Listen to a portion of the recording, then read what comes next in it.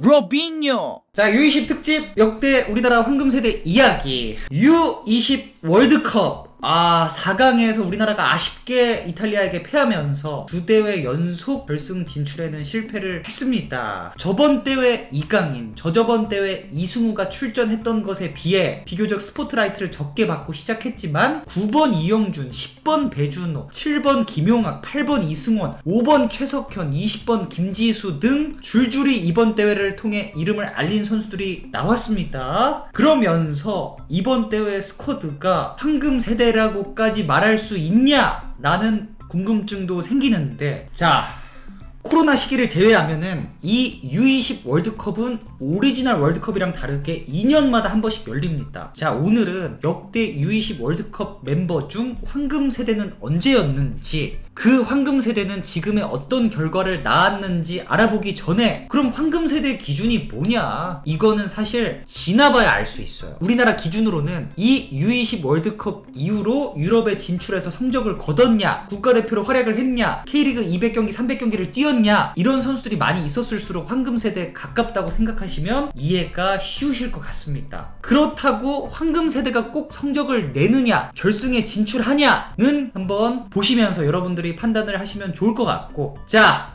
우리 세대 이야기를 하는 말년 호빙류 채널인 만큼 2005년 네덜란드 대회부터 한번 살펴보겠습니다. 많은 사람들이 박주영의 팀으로 기억하고 있는 세대죠. 박주영이 6경기 6골을 넣으면서 아시아 대회를 우승으로 이끌고 U20 월드컵에 출전했지만 결과는 1승 2패로 16강 진출 실패. 이때 박주영 외에도 좋은 선수들이 많았습니다. 백지훈, 이근호, 심우현, 김진규, 신영민, 정성룡 등이 이 대회를 통해 이름을 알렸었죠. 그리고 이 대회는 아르헨티나의 메시가 2살 월반에서 출전해 첫 월드컵 우승을 이뤄낸 대회로도 유명합니다. 자, 다음 2007년 캐나다. 제 개인적으로 가장 기억에 남는 U20 월드컵인데, 전 대회 2살 월반에 출전했던 신영록이 제 나이로 출전을 했고, 당시 이상호, 심영성, 신광훈, 박주호, 최철순 벌써 멤버 좋죠. 거기에 1살 월반을 해 출전한 이청용, 그리고 2살 월반을 한 기성용이 반대서 반대 대각선 킥을 보여줘 정말 우리나라 축구계에 충격을 줬던 그 대회.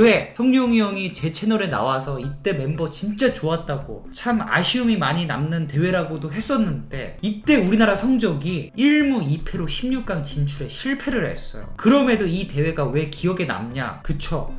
이때가 바로 그 유명한 마르셀루가 이청용한테 먼저 악수한 경기. 이게 뭐냐면, 우리나라가 브라질 상대로 3대2로 아쉽게 졌는데 이날 우리나라가 경기를 진짜 잘했어요. 3대0으로 지고 있다가 후반 막판에 2골을 넣으면서 우리가 브라질을 막 압도를 했었는데, 그 중에서도 1살 어린 이청용이 개 잘했어요. 이때 그냥 EPL로 가라. 경기 끝나고 아쉬움에 주저앉은 이청용에게 마르셀루가 먼저 다가가서, 와, 인정, 너 누구야, 진짜 개 잘한다, 너 유럽 가겠다 라는 뉘앙스로 악수를 청해 이슈가 되었었던 대회죠. 이 대회는 87년생들의 대회였는데 1살 월반한 88년생 전세계 랭킹 1위 아구에로가 득점왕을 받으면서 아르헨티나의 2대회 연속 우승으로 마무리가 됐습니다. 제가 왜 자꾸 1살 월반, 2살 월반을 강조하냐면, 이때까지는 진짜 한두 살이 진짜 커요. 피지컬로도 완성이 다 된 나이가 아니고 축구적으로도 완성이 된 나이가 아니기 때문에 이 당시 1살도 대단하지만 정말 2-3살은 정말 대단하다는 거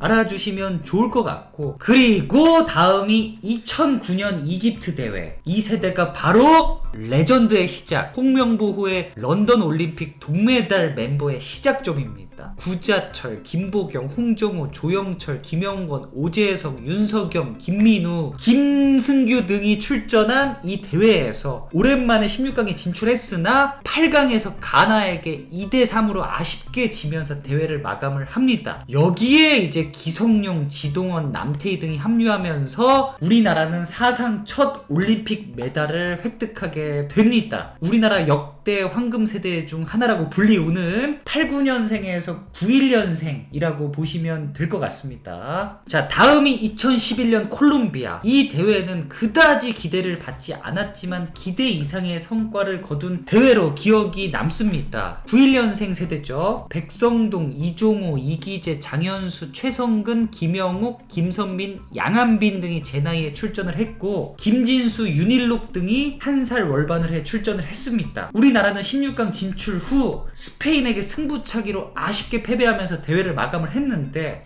이때 멤버 좋았던 것 같은데 왜 기대를 그다지 받지 못했나 라고 살펴봤더니, 당시 우리나라 해외파였던 손흥민, 남태희, 지동원, 석현준의 합류가 불발이 되면서 너무 아쉽다라는 평이 있었네요. 그럼에도 16강 진출에 성공을 했던 대회였습니다. 91, 92도 참 잘하는 선수들이 많았어요. 90이 조금 애매했던 것 같고 89부터 91, 92 정말 유망주들이 많이 나오지 않았나 돌이켜보면. 그쵸? 자, 다음 2013년 터키 93년생들의 대회였습니다. 이상하게 우리나라에서 93년생이 참 골짜기 세대라는 소리를 참 많이 들었어요. 역시나 아시아 대회 조별 예선부터 이라크, 태국, 중국 상대로 엄청나게 고전을 하면서 시작을 했는데, 에구먼이나 우즈벡과 이라크를 차례로 누르면서 2004년 이후 8년 만에 아시아 정상에 오르면서 U20 월드컵에 출전을 하게 됩니다. 1승 1무 1패로 16강까지 진출 성공 후 콜롬비아를 꺾고 8강에서 이라크와 다시 한번 명승부를 연출했지만 PK로 아쉽게 패배. 이 대회는 류승우가 뛰어난 활약을 보여주면서 대회 직후 도르트문트로부터 이적 제안을 받았었고, 한 살 월반한 94년생 권창훈의 레전드의 시작이 된 대회이기도 하죠. 이쯤부터 권창훈이 K리그 수원에서 정말 센세이셔널한 활약을 보여줬었죠. 월드컵 직전 허리 디스크로 이탈한 93년생 랭킹 1위 문창진, 그리고 94년생 최고 유망주였던 김현을 비롯해 제 채널에 출연한 적이 있었던 강상우, 그리고 한 살 월반한 94년생 이창민 등이 이 대회를 함께 했었습니다. 자, 다음 2015년 뉴질랜드. 이 대회는 한창 축구팬들 사이에서 95년생, 96년생 선수들 중에 유망주가 많다고 해서 황금 세대라고까지 가르쳤던 대회였는데, 월드컵은커녕 아시아 대회에서 예선 탈락을 하게 되면서 참사가 일어났던 대회로 마무리가 됩니다. 95년생들의 대회였는데 당시 김건희, 심재혁, 김신, 이정빈, 김현욱, 김영규 등이 출전을 했고, 한 살 월반 황희찬이 있었습니다.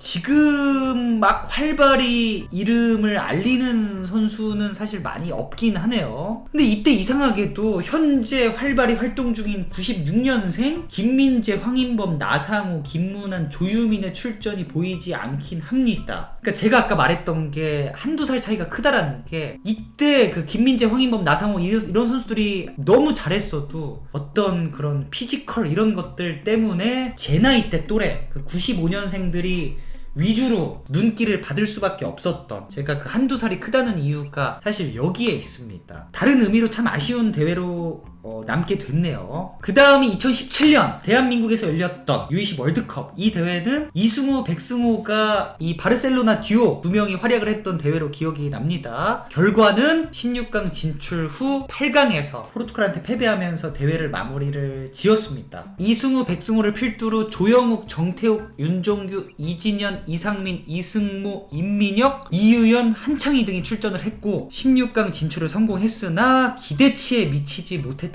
평가가 지배적이었습니다. 그리고 2019년 폴란드 대회, 바로 2살 월반을 한 이강인을 앞세워 결승 진출을 했던 그 대회, 결국 이강인은 이 대회에서 준우승을 했음에도 MVP를 차지하게 되면서 자신의 가치를 전 세계적으로 알리게 됩니다. 현재 이 대표팀 소속 선수 대부분이 바로 2024 파리 올림픽 멤버이기도 하죠. 다시 한번 이 세대 선수들이 올림픽 성적까지 내서 우리나라 최고 황금 세대가 될 수 있을지 한번 지켜보도록 하겠습니다. 자, 이렇게 최근 역대 우리나라 황금 세대를 한번 살펴봤는데, 정말 서두에 말씀드렸던 것처럼 성적은 내지 못했으나 지나고 보니 황금 세대였고, 성적을 내서 황금 세대가 될 줄 알았는데 아니었네 라는 경우도 있고 그러네요. 이게 아까도 말씀드렸지만 이 나이까지는 피지컬 체력, 혹은 기술, 그 둘 중에 하나만 돼도 통하는 마지막 나이이자 마지막 무대이지 않나. 정말 성인 레벨 와서는 정말 모든 게 고루고루 되어야 살아남을 수 있다는 걸 말해주기도 하는 것 같습니다. 현재 그 프로에 있는 선수들이 입이 닳도록 말하는 부분 중에 하나인 것 같아요. 어제 그 슈퍼러브 채널에도 그 황인범, 조유민, 이진현 이 선수들이 나와서 이제 이런 얘기를 비슷하게 한 거를 제가 재밌게 봤는데, 저도 이번 주제를 준비하면서 다시 한번 성인 무대, 프로, K리그 1은 정말 아무나 갈 수가 없는 곳이다. 정말 대단하다라는 생각이 드는 주제였던 것 같습니다.